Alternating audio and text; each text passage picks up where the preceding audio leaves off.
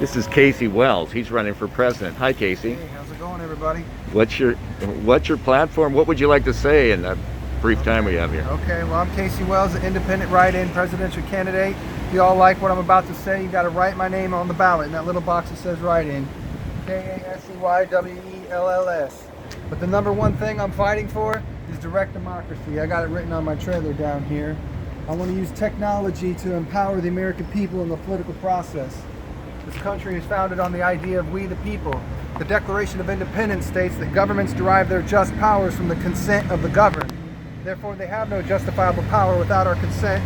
And I just want to help us build a government-based web service that will allow all U.S. citizens to log on, view upcoming government agendas, have the opportunity to give their input on those agendas, have that input voted up or down. I think the best input would rise to the top, and that's what we should be structuring public policy around.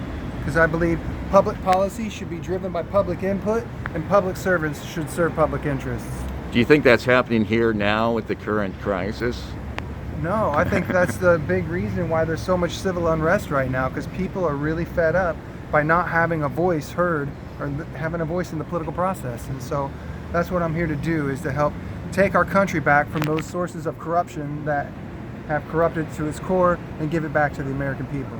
Are you right or left, or would you characterize yourself in such a fashion? No, I wouldn't. I'm unaffiliated. You know, I'm independent.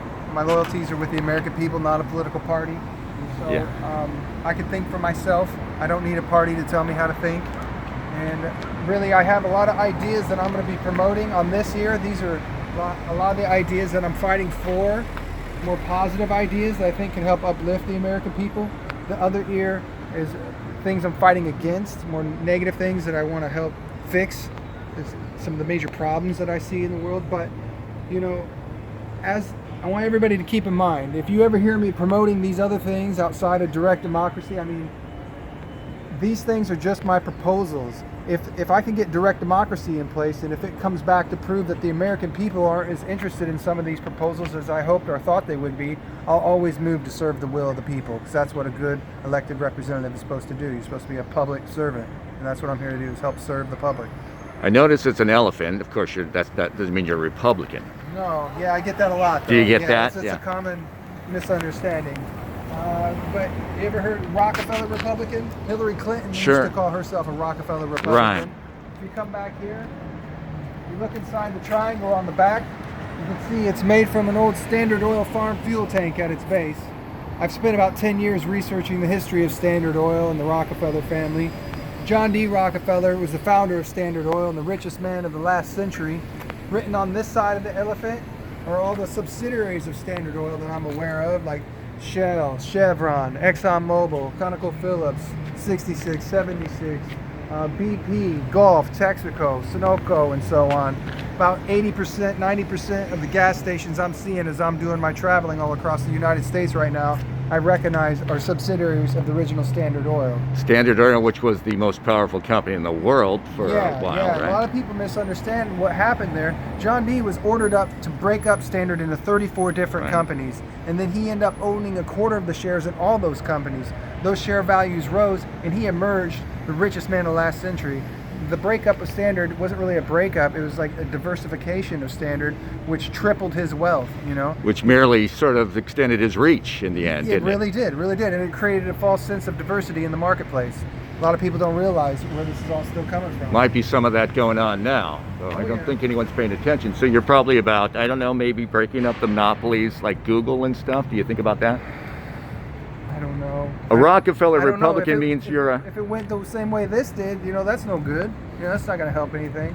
I think having them pay their fair share of taxes is a fair idea, but, you know, I don't know if I'm supporting, you know, breaking up that kind of stuff, because I don't know what it looks like. You're pro-free market?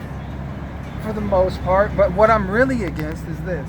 Okay, John D was the richest man of the last century. Yeah. He founded the Rockefeller Philanthropy Advisors. Written in the red area on here is many of the family philanthropies that were founded out of the great wealth that John D accumulated through Standard Oil. NGOs, basically, right? Yeah. And with the Rockefeller Philanthropy Advisors, founded in 1891, John D invented this idea called conditional grants. That's money given to organizations with stipulations and directives. It's like, here's $100,000, but you got to use it to these ends for these purposes. 9 times out of 10, that goes to serve their own greedy special interests. And so, and then written on the other side of the elephant are many of the organizations that those philanthropies donate to. Believe it or not, their money's behind the foundations of the Federal Reserve, the World Bank, the International Monetary Fund, the United Nations, the World Health Organization, and the Rockefeller and I think brothers. I see Council on Foreign Relations. Yeah, for one. David Rockefeller was the honorary chairman of that for like 40 years up until his death. Yeah, he was also the honorary chairman of the Council of the Americas, the Trilateral Commission, the Bilderberg meetings, and so on.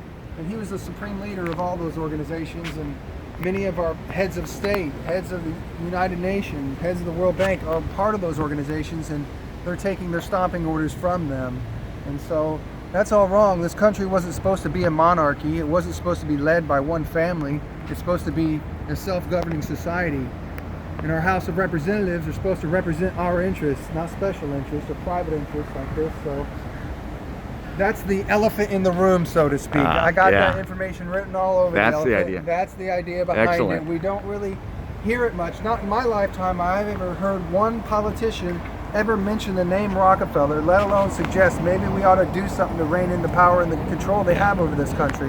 And so I'd like to set the 6 blind men loose on this particular elephant, right? That would be, you know the story, right? No, The I 6 don't. blind men, each one is blind, so he grabs a different part of the elephant and has a different interpretation of what an elephant is. Like one guy grabs a trunk and thinks it's a big snake on down the line. So your blind men would be really struggling to figure this one out. You've probably done a lot of this work too, huh? Yeah, I collaborated with my friend Kyle Riley from Chicago. He's a painter. He supplied the paints and helped me sculpt it a bit. And he painted all the lines and patterns you see on there. I came back in and painted the words.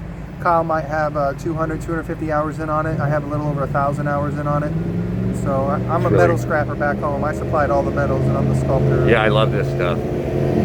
All right, well, thanks. I've got to roll now. Thank you so much. Well, thank you for the interview. I God hope you bless all you. like what you heard. If you care to help me share this story and help spread the word about my Give campaign. them your name and website and anything you have. Just search Kasey Wells for President.com, or you can find me on Facebook, Twitter, Instagram, YouTube. Let your friends and family know I'm a write-in candidate. All you got to do is write my name on the ballot, KASEYWELLS. If you want to help take our country back and be empowered in the political process, I might be the candidate you're looking for. All right, So, thank you, Matt. God bless you all. God Thanks for bless watching. you. Thank you so much.